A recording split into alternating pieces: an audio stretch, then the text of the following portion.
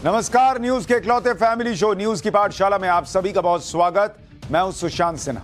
ये वो पाठशाला जहां सबकी क्लास लगती है। सबसे पहले आपको बता दूं कि आज पाठशाला में क्या क्या लेकर आया हूं। मध्य प्रदेश और छत्तीसगढ़ का सीएम बनाने में नरेंद्र मोदी ने क्या बड़ा खेला कर दिया है। शिवराज और रमन सिंह की विदाई के बाद क्या अगला नंबर विदाई का वसुंधरा राजे सिंधिया का है। एमपी छत्तीसगढ़ वाले मुख्यमंत्रियों के नाम में राजस्थान के मुख्यमंत्री का नाम छुपा है क्या।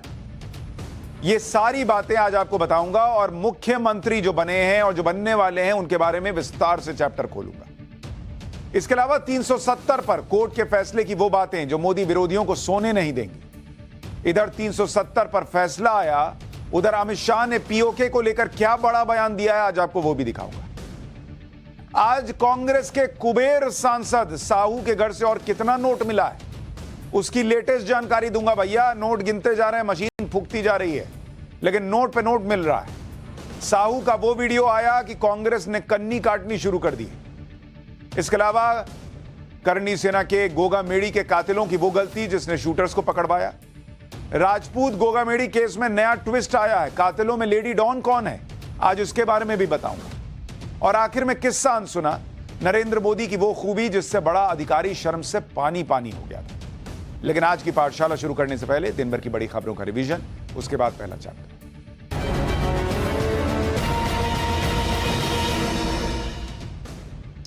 दिल्ली के शराब घोटाले में फंसे संजय सिंह को सुप्रीम कोर्ट से भी राहत नहीं मिली।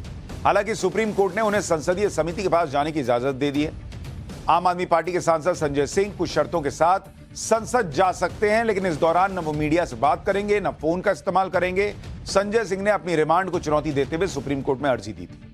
मामले की अगली सुनवाई अब 5 फरवरी को हो। बिहार के मुख्यमंत्री नीतीश कुमार 24 दिसंबर को नरेंद्र मोदी के संसदीय क्षेत्र वाराणसी में रैली करने जा रहे हैं। वाराणसी के रोहनिया में नीतीश कुमार की रैली होगी। बिहार के अल्पसंख्यक कल्याण मंत्री जमा खान को रैली के आयोजन का जिम्मा सौंपा गया है। इस बात की बहुत पहले से चर्चा चल रही थी कि नीतीश कुमार यूपी में किसी सीट से लोकसभा चुनाव लड़ सकते हैं, और अब इस रैली की बात होने के बाद ये कयास लगने लगे हैं कि क्या नरेंद्र मोदी को वाराणसी में चुनौती देने उतरेंगे नीतीश कुमार। वाराणसी के ज्ञानवापी मामले में आर्कियोलॉजिकल सर्वे ऑफ इंडिया ने सर्वे का काम पूरा कर लिया। आज रिपोर्ट कोर्ट में पेश होनी थी, लेकिन एएसआई ने अभी 1 हफ्ते का समय और मांगा है। कोर्ट ने सर्वे रिपोर्ट को पेश करने के लिए 1 हफ्ते का और समय दे दिया। सर्वे रिपोर्ट पेश होने के लिए एएसआई को 18 दिसंबर तक का समय दिया गया है। यह चौथी बार है जब सर्वे रिपोर्ट को पेश करने का समय बढ़ाया गया है। पूर्व सांसद जया प्रदा के खिलाफ गैर जमानती वारंट जारी हो गया है। एमपी एमएलए कोर्ट ने उन्हें गिरफ्तार कर कोर्ट में पेश करने के लिए कहा। उन पर आचार संहिता के उल्लंघन के 2 मामले हैं और इन दोनों ही मामलों में उनके खिलाफ गिरफ्तारी का वारंट जारी हो चुका है। अगली सुनवाई अब 19 दिसंबर को होगी। राज्यसभा में अब नमाज के लिए 30 मिनट का ब्रेक टाइम नहीं मिलेगा। राज्यसभा के सभापति जगदीप धनखड़ ने इसका नियम बदल दिया है। राज्यसभा में हर शुक्रवार को लंच ब्रेक 1 से 2:30 बजे तक होता था। यह अतिरिक्त आधा घंटा नमाज के लिए दिया जाता था। वहीं लोकसभा में लंच ब्रेक 1 से 2 बजे ही होता था। राज्यसभा में यह अतिरिक्त आधा घंटा नमाज के लिए दिया जाता था। इसी को अब सभापति ने नियमों में बदलाव करके खत्म कर दिया। तो ये हो गया दिन भर का रिवीजन। अब पाठशाला की पहली क्लास। मध्य प्रदेश और छत्तीसगढ़ का मुख्यमंत्री बनाने में नरेंद्र मोदी ने क्या बड़ा खेला कर दिया, जिसका इंपैक्ट 2024 पर भी पड़ेगा। शिवराज और रमन सिंह की विदाई के बाद क्या अगला नंबर विदाई का वसुंधरा राजे सिंधिया का है। लोग पूछ रहे हैं भाई राजस्थान का सीएम कौन होगा। एमपी छत्तीसगढ़ वाले मुख्यमंत्रियों के नाम में क्या राजस्थान के मुख्यमंत्री का नाम छुपा है। सबसे पहले इसी का चर्चा।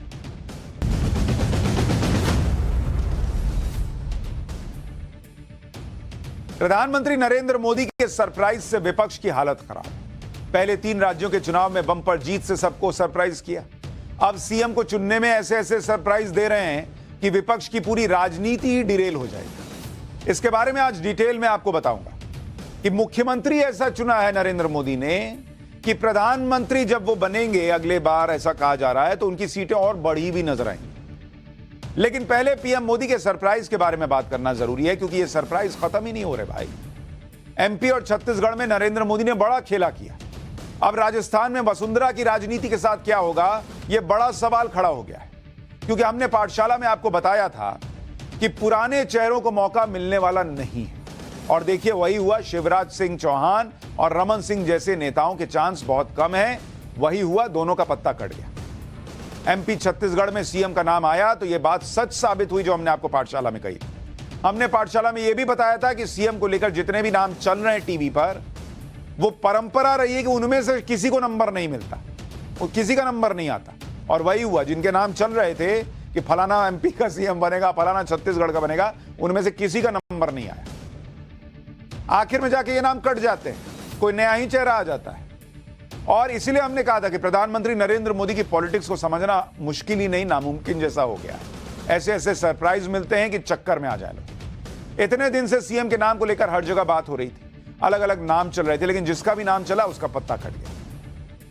जिसके बारे में सोचा गया उसे मुख्यमंत्री नहीं बनाया गया, और जो कोई सोच भी नहीं सकता था वो नाम नरेंद्र मोदी और अमित शाह सामने लेकर आए। जैसे किसने सोचा था कि मध्य प्रदेश में मोहन यादव को मुख्यमंत्री बना दिया जाएगा।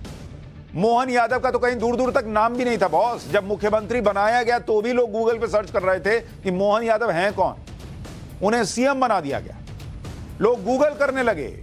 लेकिन मोहन यादव का नाम सीएम के तौर पर सेलेक्ट हो चुका था, और इसी के साथ एमपी में शिवराज सिंह की विदाई हो गई। एक लंबा जो आप कहिए कि एरा था वो खत्म हो गया। दूसरे नेताओं और दूसरी पीढ़ी के नेताओं को मौका मिलना शुरू हो गया। जैसे मध्य प्रदेश में शिवराज सिंह चौहान को नए नेतृत्व के लिए रास्ते से हटने के लिए कह दिया गया, वैसे ही छत्तीसगढ़ में रमन सिंह के साथ हुआ।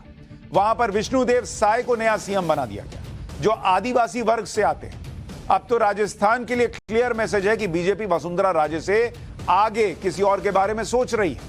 अब वसुंधरा की जगह नया चेहरा कौन होगा, यह अगले 1-2 दिन में तय हो जाएगा। राजस्थान में क्या चल रहा है अभी आगे बताऊंगा, लेकिन पहले मध्य प्रदेश की बात करता हूं, क्योंकि एमपी गजब है ये तो हम सुनते थे, लेकिन एमपी में आज गजब हो भी गया। भाई इतने बड़े बड़े नेता, बड़े बड़े नाम दिल्ली की राजनीति छोड़कर एमपी में फिर से गए, सांसद, केंद्रीय मंत्री, सबको चुनाव में लगाया। बड़े बड़े नामों पर मोहन यादव का नाम भारी पड़ गया भाई। जिस भी बड़े नाम की चर्चा हो रही थी उनमें किसी का नाम ही नहीं आया।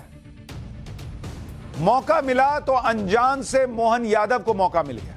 ना शिवराज सिंह चौहान को मौका मिला, ना नरेंद्र सिंह तोमर को मौका मिला, ना ज्योतिरादित्य सिंधिया का नंबर आया, ना प्रहलाद पटेल को सिलेक्ट किया गया, ना कैलाश विजयवर्गीय का टिकट जो है वो कंफर्म हो पाया। सब हट गए रास्ते से। नाम कौन आया? मोहन यादव। नाम तो बहुत चले, लेकिन आखिरकार बना कोई और कोई कितना भी उछल कूद करता रहे, कितने भी बयान देता रहे, कितने भी सियासी इवेंटबाजी करता रहे, बॉस नरेंद्र मोदी के सामने ये सब नहीं चलता। शिवराज सिंह चौहान भी इतने दिनों में खूब कैमरों के सामने आए। हमने आपको पहले ही कहा था कि अपने पैर पर कुल्हाड़ी मार रहे हैं। जगह जगह गए, रोज बयान देते रहे, लेकिन सब कुछ बेकार रहा। शिवराज को फिर से मौका नहीं मिला। आज शिवराज सिंह चौहान को राज्यपाल के पास इस्तीफा लेकर जाना पड़ा। उनकी बॉडी लैंग्वेज पिछले एक हफ्ते की पूरी कसरत के बेकार जाने की कहानी बयां कर रही थी। आप देखिए, एक हफ्ते से इधर उधर जा रहे थे, मुझे मोदी जी को 29 की 29 सीट दिलानी है। आज देखिए एकदम चेहरा ही उतरा हुआ है। और ये इसलिए क्योंकि बीजेपी ने पहले से ही मन बना लिया था कि अब शिवराज से आगे की बात करनी है बॉस। मामा नहीं, मध्य प्रदेश के लिए मोहन को चुना गया। सुनिए एक बार विधायक दल की बैठक के बाद मध्य प्रदेश के बीजेपी अध्यक्ष वीडी शर्मा और विधायक दल के नेता बने मोहन यादव ने क्या कहा है। फिर आपको राजनीति समझाऊंगा कि मोहन यादव क्यों चुनेंगे। तीनों केंद्रीय पर्यवेक्षक के नेतृत्व में बैठक संपन्न हुई है। उस बैठक में भारतीय जनता पार्टी के हमारे वरिष्ठ नेता मुख्यमंत्री आदरणीय शिवराज सिंह चौहान ने मोहन यादव जी का नाम प्रस्तावित किया मध्य प्रदेश के नए नेता के लिए, विधायक दल के नेता के लिए। और हमारे केंद्रीय मंत्री रहे वरिष्ठ नेता आदरणीय नरेंद्र सिंह तोमर जी, आदरणीय कैलाश विजयवर्गीय जी, आदरणीय प्रहलाद पटेल जी, आदरणीय मध्य प्रदेश के हमारे सभी वरिष्ठ नेतृत्व ने उनके प्रस्ताव का आज अभी समर्थन किया है। और मैं मोहन यादव जी मध्य प्रदेश के विधायक दल के नए नेता के तौर पर आज वो निर्वाचित हुए हैं।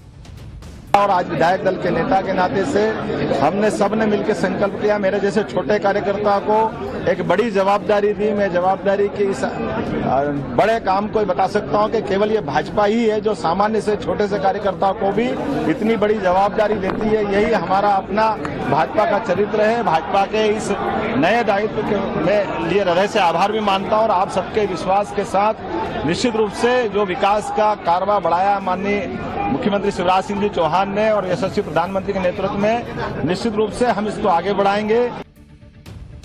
जैसे ही मोहन यादव का नाम मुख्यमंत्री के लिए आया, सब पूछने लगे कि मोहन यादव हैं कौन। सब उनके बारे में जानना चाहते थे कि ऐसा क्या है इस नाम में कि इन्हें सीएम के तौर पर सिलेक्ट कर लिया। भाई मोहन यादव के बारे में पहले आपको बताता हूं। मोहन यादव महाकाल की नगरी उज्जैन से बीजेपी के विधायक, वो उज्जैन दक्षिण सीट से लगातार 3 बार चुनाव जीत चुके हैं।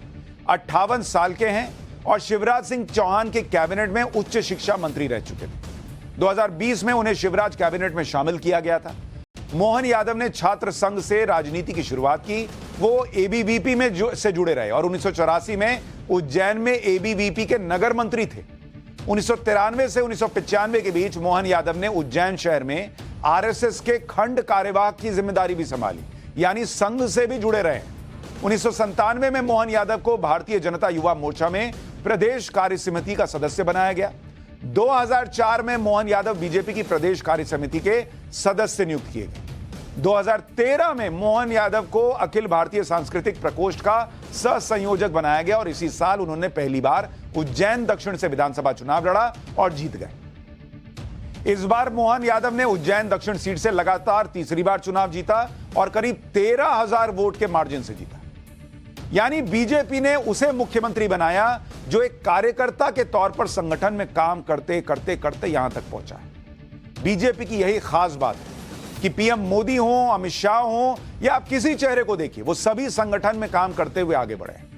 विधायक दल का नेता चुने जाने के बाद मोहन यादव ने टाइम्स नाउ नवभारत से बातचीत में क्या कहा, एक बार वो सुनिए, फिर ये पूरा पॉलिटिकल गेम आपको समझाता हूं। माननीय यशस्वी प्रधानमंत्री नरेंद्र मोदी जी के नेतृत्व में भारतीय जनता पार्टी मध्य प्रदेश सरकार भी डबल इंजन की सरकार चलेगी और विकास के सभी कामों को लेकर निश्चित रूप से आगे बढ़ाएंगे। हमारे पूर्ववर्ती मुख्यमंत्री माननीय शिवराज सिंह जी चौहान ने जो विकास का काम आगे बढ़ाया था उसको और आगे ले जाएंगे। प्राथमिकता क्या रहेगी? निश्चित रूप से आप समय के बताएंगे, जो काम हमारे पेंडिंग है उन सारे कामों को लेकर आगे बढ़ेंगे और प्रदेश को नंबर 1 बनाएंगे। अच्छा, मोहन यादव भी गजब के नेता, उनके वीडियो बहुत वायरल होते हैं। एक ऐसा ही पुराना वीडियो आज वायरल हो गया। इसमें मोहन यादव तलवारबाजी के करतब दिखाते नजर आ रहे हैं। यह वीडियो उज्जैन नगर निगम के एक मेले का है जिसके उद्घाटन में मोहन यादव पहुंचे और वहां पर तलवारबाजी पर हाथ आजमाने लगे। अब ऐसा वीडियो फुल फ्रेम में एक बार दिखाइए। ऐसा वीडियो तो लोगों ने क्रिकेटर रविंद्र जडेजा का देखा है, लेकिन आप देखिए अभी जो मुख्यमंत्री बने हैं इनकी तलवारबाजी देखिए जरा। और इन्होंने ये तलवार से तो किसी को नहीं काटा, लेकिन पत्ता जो बाकियों का कटा है वो ऐसे ही किसी अदृश्य तलवार से कटा है।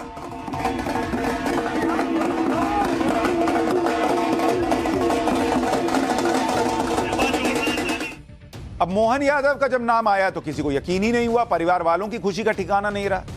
परिवार वालों को आप देखिए, छोटा सा घर है, परिवार वाले खुद अचंभित हैं। या अभी तो गए थे विधायक दल की मीटिंग में गए थे, तब तो एक नॉर्मल विधायक थे, अब लौटेंगे तो मुख्यमंत्री का स्वागत करना पड़ेगा।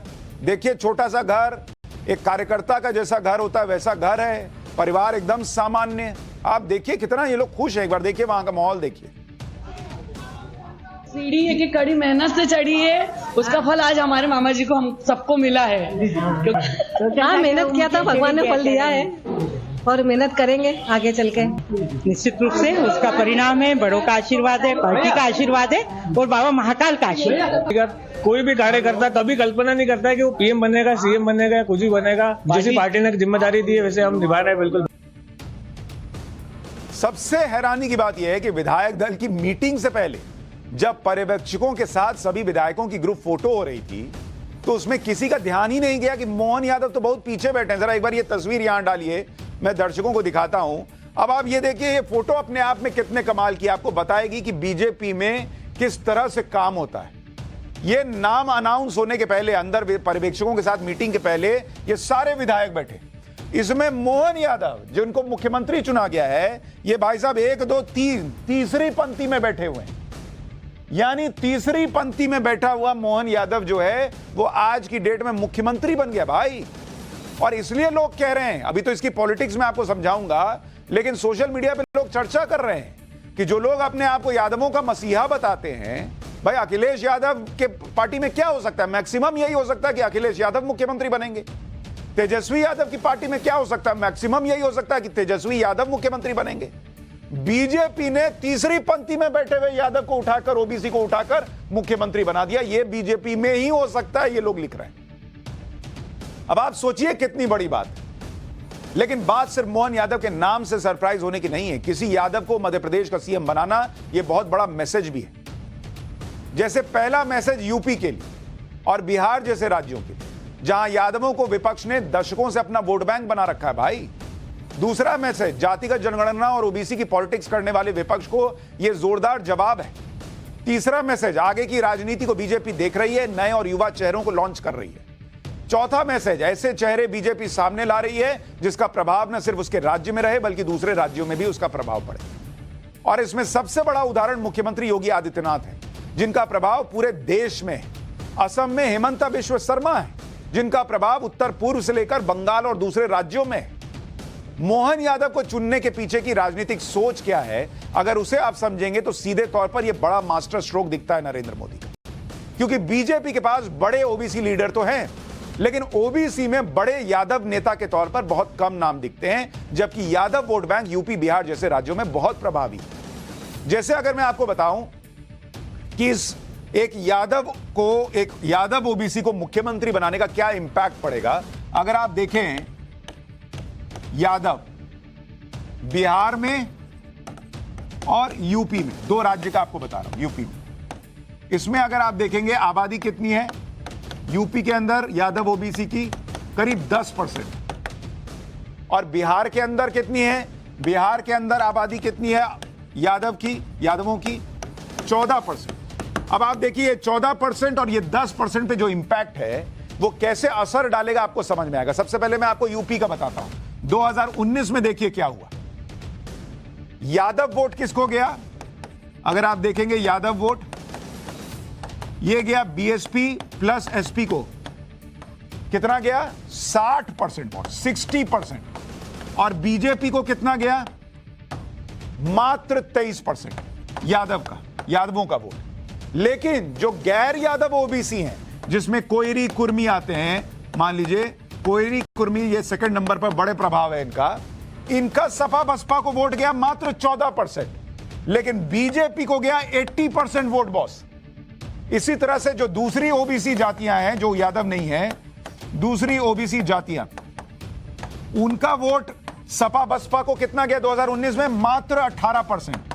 और नरेंद्र मोदी के नाम पर बीजेपी को कितना गया? 72%।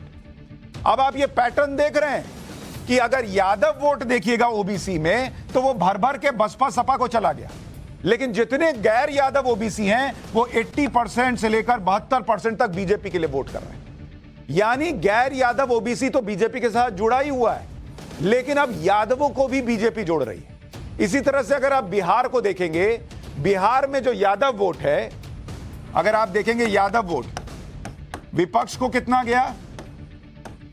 55%, 55%। जबकि एनडीए को कितना गया? क्योंकि उस वक्त जेडीयू उनके साथ थी तो उसमें जोड़कर बता रहा हूं, 21%, मात्र 21%। लेकिन अगर आप कोयरी कुर्मी को देखिएगा, कोयरी कुर्मी जो बड़ा प्रभाव छोड़ते हैं गैर यादव ओबीसी, उनका वोट विपक्ष को गया मात्र 7%। और नरेंद्र मोदी के नाम पे 70% वोट गैर यादव ओबीसी का चला गया बीजेपी के साथ और एनडीए के साथ। इसी तरह से अन्य ओबीसी को अगर आप देखिएगा, उनका वोट 2019 में बिहार के अंदर विपक्षी पार्टियों को गया 9% और बीजेपी को गया 76% बॉस। यानी बीजेपी गैर यादव ओबीसी जितने हैं उनको तो पूरी तरह से साध रही है। लेकिन उसके लिए बड़ी चुनौती यह थी कि जब उसने गैर यादव ओबीसी को यह बता दिया कि तुम्हारे बारे में सोचने वाले हम हैं, तो अब यादवों को भी तो बताना है ना कि भाई सपा में अखिलेश यादव के अलावा कोई यादव मुख्यमंत्री नहीं बन पाएगा। बिहार में आरजेडी में तेजस्वी यादव, तेज प्रताप यादव के अलावा कोई यादव मुख्यमंत्री नहीं बन पाएगा।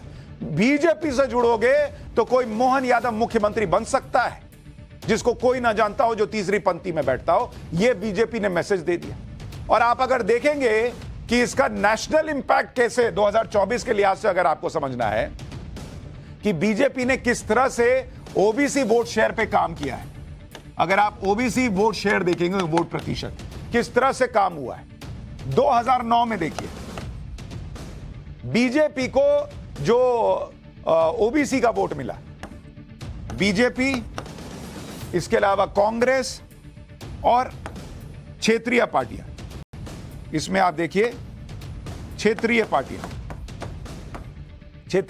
आपको बता रहा हूं,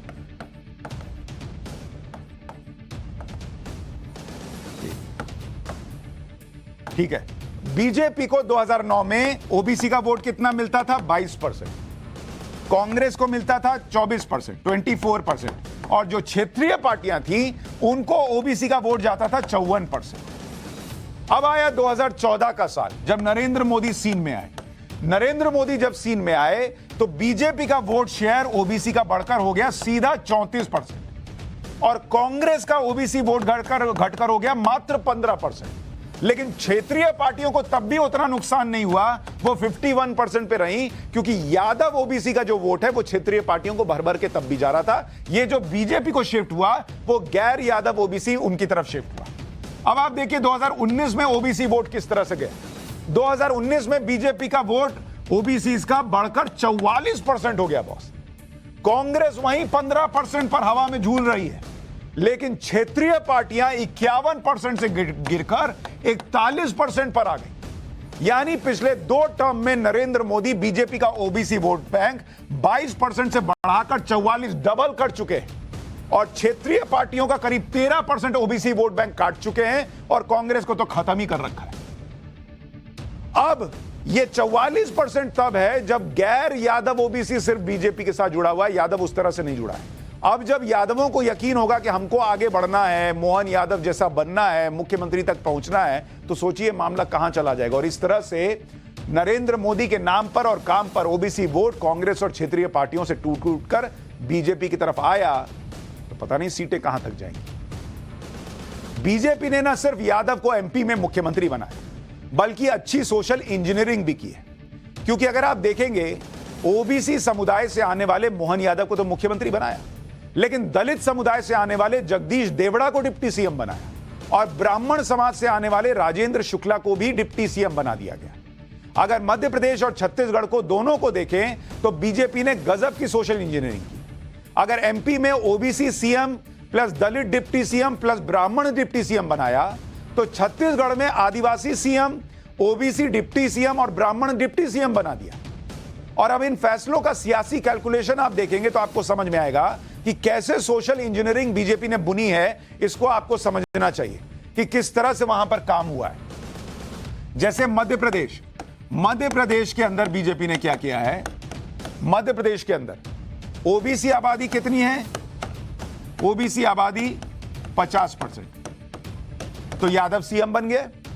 इसी तरह से अगर आप अपर कास्ट देखेंगे, अपर कास्ट की आबादी कितनी है? अपर कास्ट की आबादी है 15%, डिप्टी सीएम ब्राह्मण हो गया। दलित जो है उनकी आबादी कितनी है? इनकी आबादी है 15%, एक और डिप्टी सीएम दलित से हो गया। यानी अगर आप इसको टोटल को मिला दीजिएगा तो ये करीब 80% आबादी को तो ऐसे ही कवर कर लिया सीएम डिप्टी सीएम। इसी तरह से आप छत्तीसगढ़ का आंकड़ा देखिए। छत्तीसगढ़ के अंदर क्या स्थिति है? छत्तीसगढ़ के अंदर आदिवासी आबादी कितनी है? आदिवासी हैं 32%, सीएम आदिवासी से हो गया। ओबीसी की आबादी कितनी है? ओबीसी की आबादी है करीब 41%, डिप्टी सीएम ओबीसी से हो गया। अपर कास्ट की आबादी कितनी है? अपर कास्ट की आबादी है करीब 9%, डिप्टी सीएम अपर कास्ट से हो गया। इसको भी मिला दीजिए तो करीब 82% आबादी कवर हो गई। अब आप देख रहे हैं सोशल इंजीनियरिंग।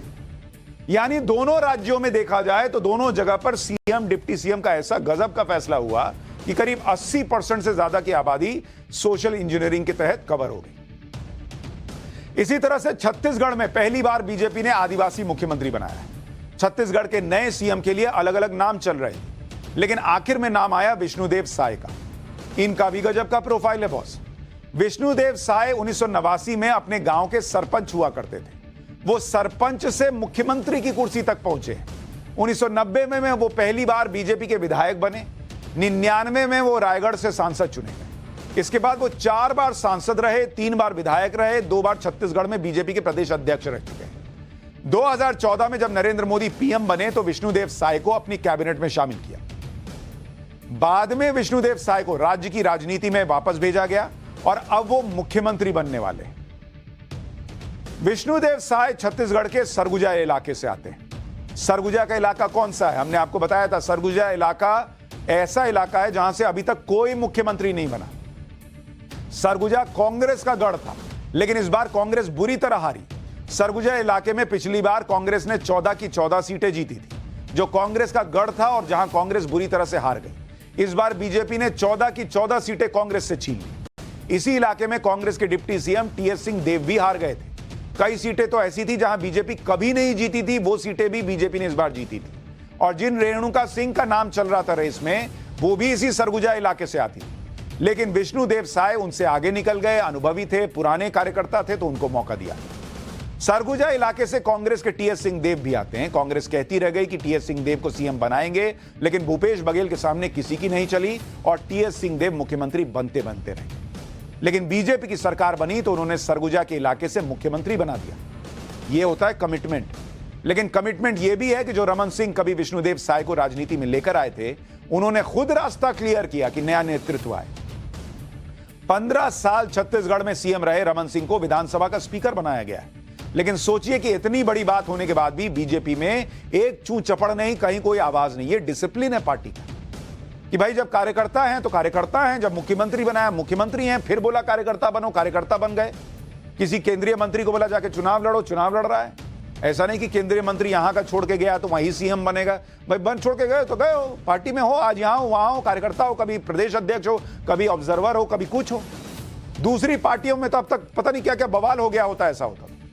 यह बीजेपी का अनुशासन है, यानी पार्टी के अनुशासन के सामने बड़े बड़े नाम धरे रह जाते हैं। 3 बार के मुख्यमंत्री रमन सिंह को छत्तीसगढ़ में स्पीकर बना दिया गया। मध्य प्रदेश में नरेंद्र सिंह तोमर को विधानसभा अध्यक्ष बना दिया गया, जबकि तोमर पावरफुल केंद्रीय मंत्री थे और सीएम पद के बड़े दावेदार बताए जा रहे थे। इसी तरह से मध्य प्रदेश में शिवराज सिंह चौहान के भी अरमान पूरे नहीं हुए। पूर्व मुख्यमंत्री शिवराज सिंह चौहान का क्या होगा, उन्हें क्या कोई पद मिलेगा, यह अभी तक पता भी नहीं। प्रहलाद पटेल का क्या होगा, जो केंद्रीय मंत्री थे और अब विधायक बनकर राज्य की राजनीति में गए। कैलाश विजयवर्गीय को 10 साल बाद चुनाव लड़ने के लिए उतारा गया था, अब उनका क्या होगा यह भी किसी को नहीं पता। मतलब पार्टी ने आपको कहा तो आपको काम करने वाला हिसाब है। बीजेपी में कोई भी यह मानकर ना चलता है कि वो बड़ा ना चले कि वो बड़ा नेता है, उसके बयान मीडिया में दिखते हैं तो उसी की ही जिम्मेदारी, उसको ही जिम्मेदारी मिलेगी या बड़े पद का हक उसका है। मध्य प्रदेश से मैसेज क्लियर है कि जो पार्टी कहेगी बड़े से बड़े नेता को वो करना होगा। एमपी छत्तीसगढ़ का मामला तो बीजेपी ने सेटल कर दिया। अब बारी है राजस्थान की। एमपी और छत्तीसगढ़ में जिस तरह से सीएम चुने गए, उससे वसुंधरा राजे और बाकी बड़े नेताओं के लिए भी संदेश साफ है कि सीएम कोई भी हो सकता है। वो भी सीएम हो सकता है जिसने पार्टी के लिए चुपचाप काम किया है। इसलिए राजस्थान में किसे सीएम बनाया जाएगा, इसके बारे में कुछ कहा नहीं जा सकता। राजस्थान में मंगलवार को विधायक दल की बैठक है। शाम को 4 बजे बीजेपी के प्रदेश कार्यालय में सब विधायक जुड़ेंगे। पर्यवेक्षक के तौर पर रक्षा मंत्री राजनाथ सिंह के साथ बीजेपी की राष्ट्रीय उपाध्यक्ष सरोज पांडे और राष्ट्रीय महामंत्री विनोद तावड़े विधायक दल की बैठक में मौजूद रहे। राजस्थान में सीएम कौन हो सकता है, इसे समझने के लिए हमें छत्तीसगढ़ और एमपी के फैसलों को ध्यान से देखना होगा, क्योंकि बीजेपी जिन 4 फैक्टर को देख रही है उनमें ओबीसी डन, दलित आदिवासी डन, युवा डन, एक ही फैक्टर बचता है और वो है महिला का।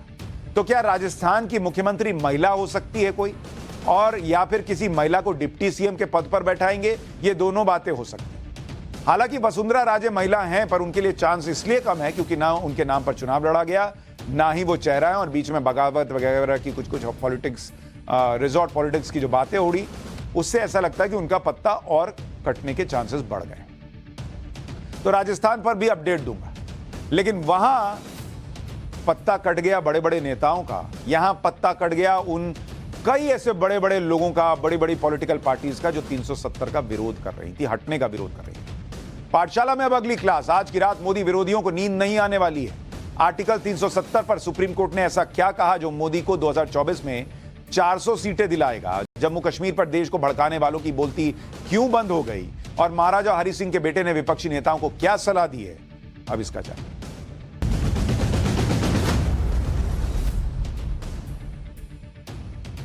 एक वक्त था जब देश में आर्टिकल 370 पर कोई बात तक नहीं करता, जैसे आर्टिकल 370 पर बात होने से देश सुलग उठेगा। लेकिन फिर आया 2014, प्रधानमंत्री बने नरेंद्र मोदी, जम्मू कश्मीर और आर्टिकल 370 पर पीएम मोदी और बीजेपी की सोच एकदम क्लियर थी कि भाई 370 तो हटना है, जम्मू कश्मीर से तो हटना है। और मोदी सरकार ने साल 2019 में आर्टिकल 370 को संवैधानिक प्रक्रिया से हटा भी दिया। जम्मू कश्मीर से आर्टिकल 370 हटा और देश के कथित लिबरल गैंग में हंगामा मच गया। महबूबा मुफ्ती से लेकर उमर अब्दुल्ला और एसी रूम में बैठकर विश्लेषण करने वाले लोगों का रोना धोना चालू हो गया। लोग छाती पीटने लगे कि भैया 370 हट गया। एक पूरी लॉबी एक्टिव हो गई। आप देखिए कि अगस्त 2019 में आर्टिकल 370 को हटाया गया। साल 2020 में फैसले के खिलाफ सुप्रीम कोर्ट में याचिका डाल दी गई। आर्टिकल 370 हटाने के खिलाफ 24 से ज्यादा याचिकाएं डाली गई। अब सुप्रीम कोर्ट ने आर्टिकल 370 हटाने को वैध बता दिया है। यानी पिछले 4 साल से जो लोग उम्मीद लगाए बैठे थे कि सुप्रीम कोर्ट से मोदी सरकार को झटका लगेगा, आज उनको खुद ही झटका लग गया। उनकी बोलती बंद हो गई और एक बार फिर से गुपकार गैंग का रोना धोना शुरू हो गया। गुपकार गैंग किस तरह से पहले आर्टिकल 370 पर धमकियां देता था और अब किस तरह से रो रहा है वो आगे बताऊंगा। पहले गुपकार गैंग के सपनों को तोड़ने वाले सुप्रीम कोर्ट के फैसले के बारे में विस्तार से सुनिए। आर्टिकल 370 हटाने का फैसला सही था, यह सुप्रीम कोर्ट ने कहा। आर्टिकल 370 एक अस्थायी प्रावधान था। केंद्र सरकार का फैसला संविधान के दायरे में है। केंद्र के फैसले पर सवाल खड़ा करना ठीक नहीं, यह भी सुप्रीम कोर्ट ने कहा। जम्मू कश्मीर भारत का अभिन्न अंग है। विलय के बाद जम्मू कश्मीर संप्रभु राज्य नहीं था। जम्मू कश्मीर के पास स्वायत्त संप्रभुता नहीं थी। धारा 370 में राष्ट्रपति के पास शक्तियां हैं, यह चीफ जस्टिस ऑफ इंडिया ने कहा। विधानसभा भंग होने पर राष्ट्रपति को कई अधिकार हैं। राष्ट्रपति को 370(3) के तहत नोटिफिकेशन का हक है। 30 सितंबर 2024 तक जम्मू कश्मीर में चुनाव हो जाएं, यह भी सुप्रीम कोर्ट ने कहा। सुप्रीम कोर्ट ने अपने फैसले में यह भी बताया कि आर्टिकल 370 अस्थायी व्यवस्था क्यों थी। यह भी आपको सुनना चाहिए कि सुप्रीम कोर्ट ने इसको लेकर क्या कहा।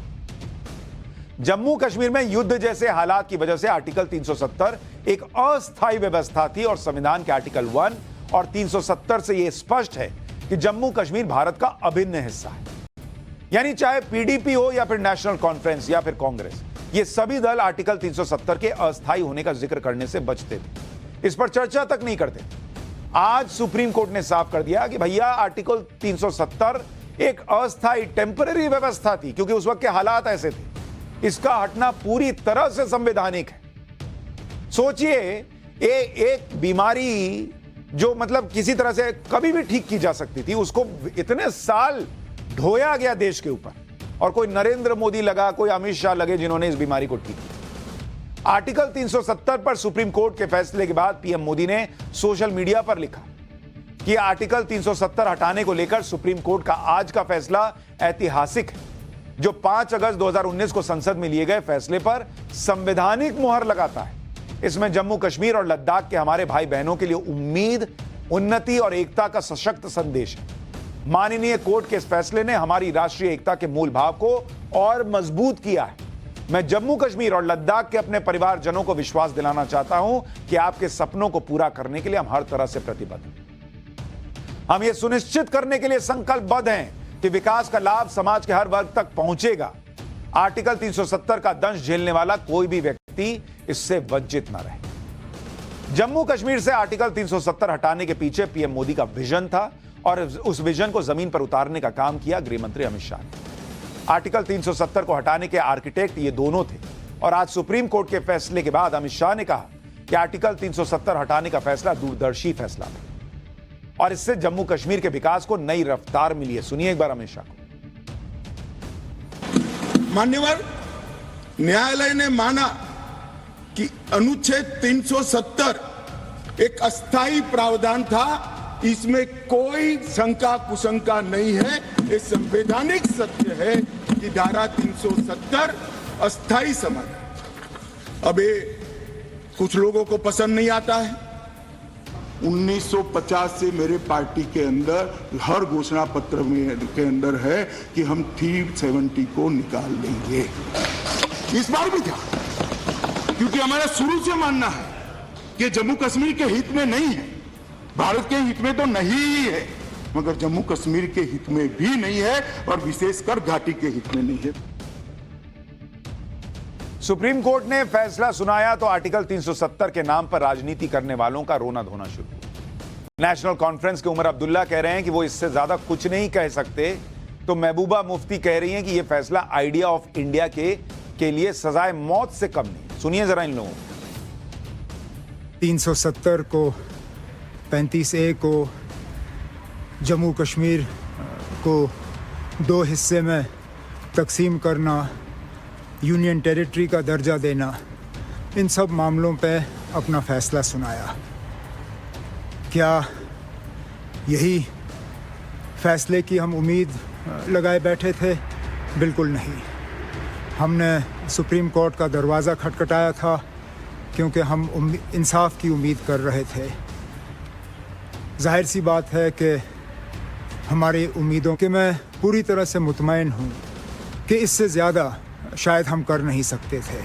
आज जो हरकत मरकजी सरकार ने पार्लियामेंट के अंदर नाजायज, गैर कानूनी, गैर आईनी की, उसको जो जायज करार दिया गया, वो जम्मू कश्मीर के लिए ही नहीं बल्कि आइडिया ऑफ इंडिया, हिंदुस्तान के तस्वुर के लिए एक सजाए मौत की खबर से कम नहीं है। इनको आइडिया ऑफ इंडिया समझ में आ रहा है। जो लोग कहते थे कि 370 हटा तो कोई तिरंगा उठाने वाला नहीं मिलेगा, इनको आइडिया ऑफ इंडिया समझ में आ रहा है। आज समझ में आ रहा है। और ये लोग कोर्ट में गए थे जो सोच कर वही कोर्ट कहे तो ठीक, नहीं तो फिर मामला गलत है। यही नेता पहले आर्टिकल 370 के नाम पर कैसे भड़काते थे, देश की चुनी हुई सरकार को एक तरह से धमकी देते थे, वो भी आज आपको याद दिलाना चाहता हूं। यही महबूबा में मुफ्ती कहती थी कि आर्टिकल 370 हटाया तो भारत में कश्मीर में तिरंगा उठाने वाला कोई नहीं मिलेगा। अरे मैडम, ये आइडिया ऑफ इंडिया की मौत नहीं है, ये आप लोगों के अरमानों की मौत है जो आप सोचते थे। उमर अब्दुल्ला कहते थे कि मोदी सरकार के जानने के बाद या तो कश्मीर भारत का हिस्सा नहीं रहेगा या फिर कश्मीर में धारा 370 लागू रहेगी। फारूक अब्दुल्ला कहते थे कि नरेंद्र मोदी 10 बार भी प्रधानमंत्री बन जाएं तो भी आर्टिकल 370 नहीं हटा सकते।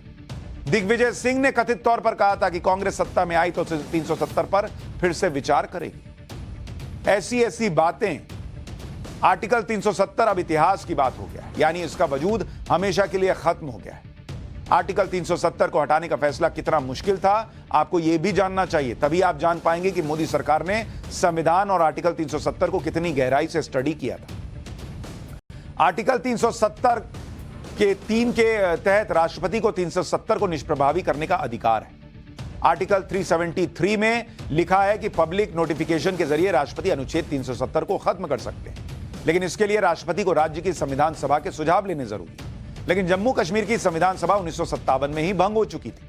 आर्टिकल 370 के समर्थक याचिकाकर्ता कह रहे थे कि जम्मू कश्मीर की संविधान सभा 1957 में भंग हो चुकी थी और राष्ट्रपति ने बिना राज्य की संविधान सभा के सुझाव के 370 पर फैसला लिया, इसलिए यह गैर कानूनी है।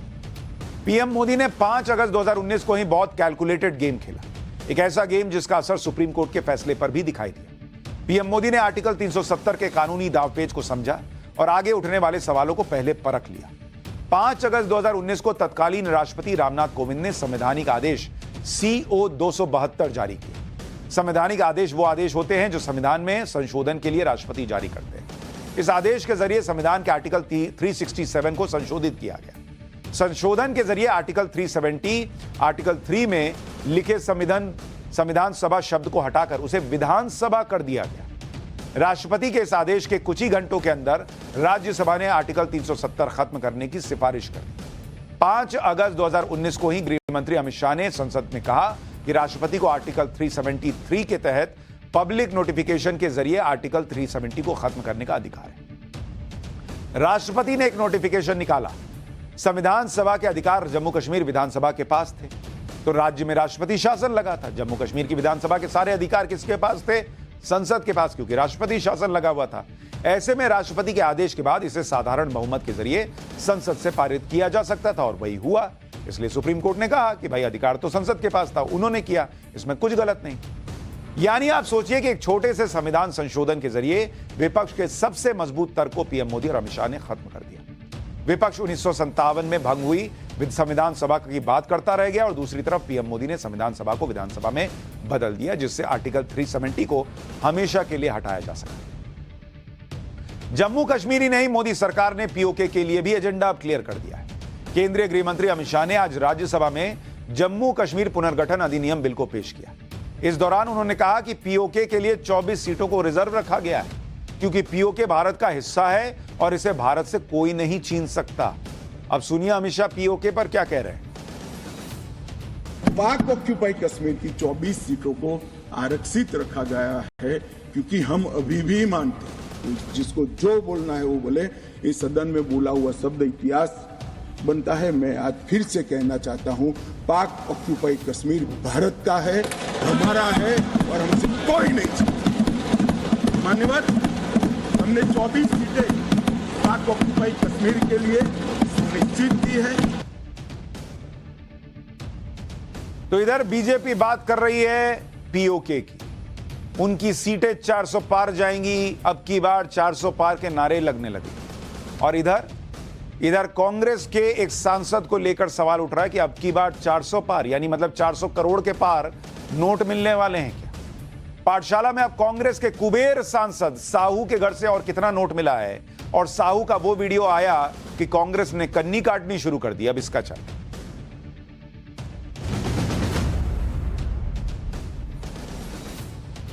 कांग्रेस सांसद धीरज साहू, घर घर में इनकी चर्चा है बॉस। हर आदमी कह रहा है कि भगवान थोड़ा तो धीरज साहू से लेकर हमको भी देते। धीरज साहू के ठिकानों पर जारी रेड में अब तक 353 करोड़ 50 लाख रुपया मिल चुका है। 353 करोड़ बॉस, इतना नोट। इस रेड के जो वीडियो आ रहे हैं उसकी चर्चा पूरे देश में हो रही है। लोग इतना कैश देखकर हैरान है। आप देखिए जमीन पे, भाई साहब आदमी माथा पकड़ ले, इतना नोट जमीन पे गिरा हुआ है भाई। जैसे ये वीडियो देखिए, अलमारी में भर भर कर कैश पड़ा है, उसका वीडियो भी अभी आपको दिखाऊं। ये वीडियो देखिए, उधर बंडल बना के कोने में नोट, ये देखिए अलमीरा में नोट, और वीडियो आते जा रहे हैं। नोटों से भरी अलमारियां, नोटों से भरे हुए संदूक, कैश से अलमारी भर गई। 500 रुपए के नोटों की गड्डियां जो हैं वो दिख रही हैं। कमरे में नोटों से भरी 5 से 6 अलमारियां दिखती हैं। जमीन पर बैग पड़े हैं, नोट ही नोट। इतना पैसा कि करोड़ों के कैश वाले बैग ऐसे ही जमीन पर पड़े। कैश रखने के लिए अलमारियां कम पड़ गई, नोट गिनने के लिए मशीनें कम पड़ गई हैं। रेड के ये नए वीडियो देखकर यही लग रहा है कि जैसे कांग्रेस सांसद ने घर में ही मानो नोट छापने की मशीन लगा रखी। अभी और देखते जाइए, एक और तस्वीर देखिए। फर्श पर नोटों की गड्डियां जो आप देख रहे हैं, मान लीजिए ऐसा लग रहा है जैसे किसी ने कागज फेंका हुआ। एक और तस्वीर देखिए, पूरी अलमारी नोट के बंडल से कैसे ठूस ठूस कर भर कर रखी गई है। हमने आपको पाठशाला के पहले ही बताया था कि कांग्रेस सांसद के ठिकानों से मिलने वाला कैश 500 करोड़ के पार जाएगा। यह हमारे सूत्र कह रहे थे और वही दिख रहा है, 353 करोड़ तो पार हो गया। अब ऐसी आशंका जताई जा रही है कि कैश का आंकड़ा कहीं 700 से लेकर 1000 करोड़ तक ना पहुंच जाए, क्योंकि अभी तो धीरज साहू के बैंक लॉकर खुलने शुरू हुए, अभी तो धीरज साहू के करीबियों के ठिकाने बाकी हैं, अभी तो धीरज साहू की संपत्ति का हिसाब कितना है ये बचा हुआ है। कांग्रेस राज्यसभा सांसद धीरज साहू के झारखंड, ओडिशा, पश्चिम बंगाल में 9 ठिकानों पर इनकम टैक्स की छापेमारी पूरी कर ली है। लेकिन कैश कांड की यह पिक्चर यहीं खत्म नहीं होती। अभी धीरज साहू का एक और ठिकाना बाकी है, वहां भी कैश का पहाड़ मिल सकता है, यानी अभी और रिकवरी होने के चांसेस हैं। यह रेड इनकम टैक्स विभाग के इतिहास की सबसे बड़ी रेड है। एजेंसी ने इससे पहले एक ग्रुप या कंपनी के खिलाफ मारे गए छापे में एक साथ इतनी रकम कभी बरामद नहीं की। आजाद भारत में टैक्स चोरी के मामले में यह अब तक की सबसे बड़ी रिकवरी है। धीरज साहू के घर से जो अब तक 353 करोड़ 50 लाख रुपया कैश मिला है, उसमें आप सुनेंगे तो हैरान रह जाएंगे कि ओडिशा के बालांगीर से 305 करोड़ रुपए कैश मिला है, ओडिशा के संबलपुर से 37 करोड़ 50 लाख रुपया कैश मिला है, ओडिशा के टिटलागढ़ से 11 करोड़ कैश मिला है। आज सोचिए, धीरज साहू के घर पर इतना कैश मिला है कि कैश के 176 बैग भर गए। 176 बैग। रेड के दौरान कैश से भरी 10-10 अलमारियां मिल चुकी हैं। कैश की गिनती के लिए 25 से ज्यादा नोट गिनने वाली मशीनों को लगाना पड़ा है। 15 मशीनों को बैकअप में रखा गया है। कई बार मशीनें गर्म होकर बंद हो जा रही हैं तो फिर दूसरे मशीनों को मंगवाना पड़ रहा है। ये इतना बड़ा ऑपरेशन है कि इनकम टैक्स को अपने 80 अधिकारी और 9 टीमें लगानी पड़ी। इसके अलावा 200 लोगों की टीम अलग है जिसमें सुरक्षा कर्मी हैं, ड्राइवर हैं और दूसरे स्टाफ शामिल हैं। इतना ही नहीं, 3 बैंकों के 50 अधिकारियों को भी कैश की काउंटिंग के काम पर लगाना पड़ा है। 5 दिन से 24 घंटे अलग अलग शिफ्ट में नोट ही गिनने का काम चल रहा है और अभी काम चलेगा। यह हाल है। साहू के ठिकानों से मिले कैश की गिनती का काम तब पूरा होगा जब यह पूरी प्रक्रिया अभी कुछ दिन और चलेगी, कहा जा रहा है। अभी इनकम टैक्स के अधिकारी धीरज साहू के रांची वाले आवास की जांच कर रहे हैं। यहां से भी बड़ी संख्या में कैश मिलने की आशंका है। अभी तक की जांच में वहां से 4 बैग मिले हैं। सूत्रों के मुताबिक 3 बैग में ज्वेलरी और करीब 8 करोड़ रुपए कैश बरामद हुआ है। अब भी कुछ कमरों की तलाशी बाकी है। इनकम टैक्स विभाग धीरज साहू के कुछ करीबियों के ठिकानों की भी तलाशी लेगा।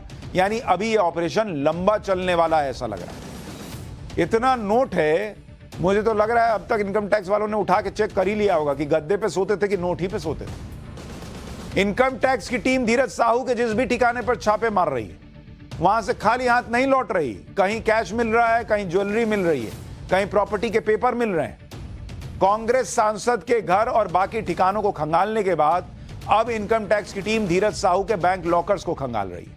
ओडिशा के बालांगीर में इनकम टैक्स की टीम धीरज साहू की पत्नी को लेकर एक्सिस बैंक पहुंची। बैंक में धीरज साहू और उनके परिवार के 3 लॉकर थे। सूत्रों के मुताबिक इन लॉकर्स में 50 लाख के गहने जब्त किए गए। इसके बाद इनकम टैक्स की टीम उत्कल ग्रामीण बैंक गई। वहां भी लॉकर्स की तलाशी ली गई है। कोई बैंक छोड़ा नहीं है इन लोगों ने, कोई अलमीरा छोड़ा नहीं इन लोगों ने। बाप रे बाप, इतना नोट इन्होंने कैसे गिन के रखा हो। कई बार आदमी जो है वो नोट गिनते वक्त थूक लगाता है।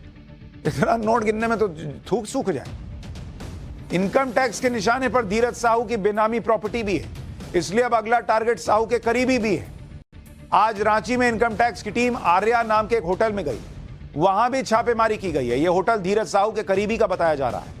इसके अलावा उड़ीसा, बंगाल और झारखंड में ऐसे कई होटल हैं जिनका कनेक्शन धीरज साहू से बताया गया है। कुछ लोगों के मन में यह भी सवाल होगा कि जो अलमारी भर भर के कैश मिल रहे हैं उसका क्या होगा, वो पैसे रखे कहां जाएंगे। अभी जितना भी कैश मिला है उसे बैंक में जमा कर दिया गया है। जैसे ओडिशा के बालांगीर में मिले 305 करोड़ रुपए वहां एसबीआई बैंक की ब्रांच में जमा कर दिए गए। जब भी इनकम टैक्स की रेड में कैश मिलता है उसे बैंक में जमा कराया जाता है। वो कैश कितना है, उसमें 100 या 500 के कितने नोट हैं, सबकी बकायदा लिस्ट बनती है। रिकवर कैश को जांच एजेंसी के पर्सनल डिपॉजिट अकाउंट में जमा करा दिया जाता है।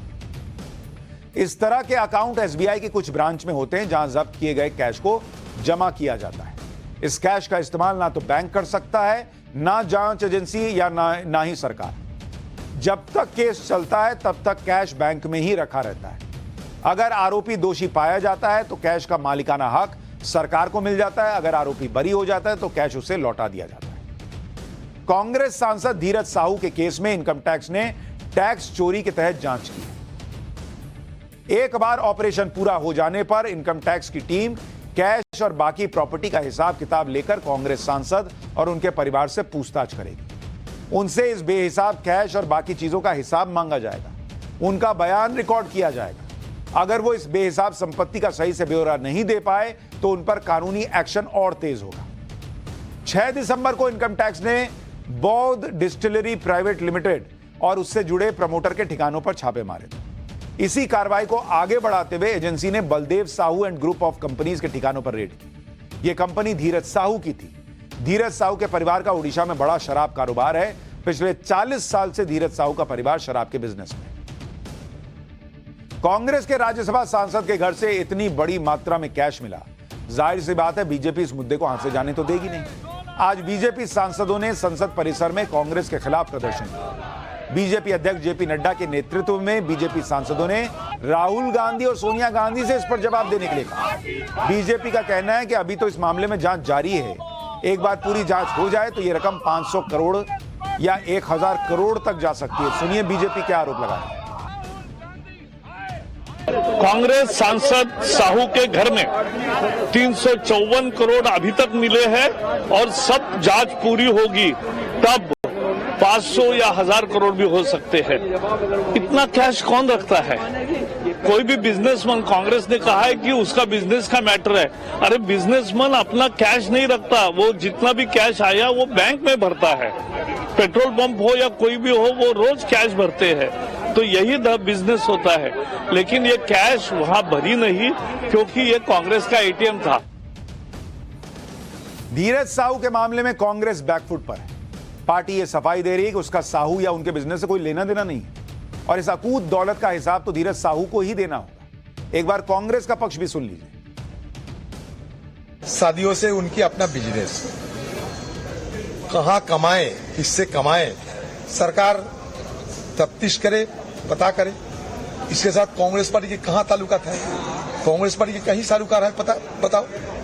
कांग्रेस पार्टी के साथ इसका कोई सारोकार नहीं है। ये एक व्यक्ति, और वो व्यक्ति एक फैमिली के है।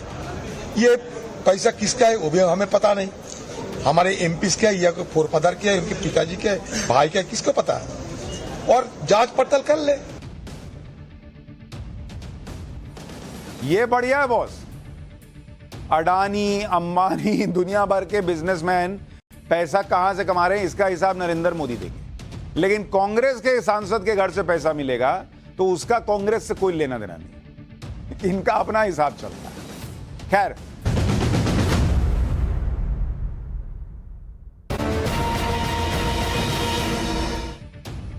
पाठशाला में अब किस्सा सुना। बात उस वक्त की है जब नरेंद्र मोदी गुजरात के मुख्यमंत्री। नरेंद्र मोदी के कार्यकाल में गुजरात सरकार में कई अहम पदों पर रहे पूर्व केंद्रीय वित्त सचिव हसमुख अदिया ने बताया कि कैसे नरेंद्र मोदी लोगों की ताकत को पहचानने में, उनके बारे में डिटेल रखने में का हुनर रखते हैं। हसमुख अदिया ने पुरानी घटना को याद करते हुए बताया कि एक बार वो गुजरात के तत्कालीन मुख्यमंत्री नरेंद्र मोदी के साथ काम पूरा करके लौटने ही वाले थे।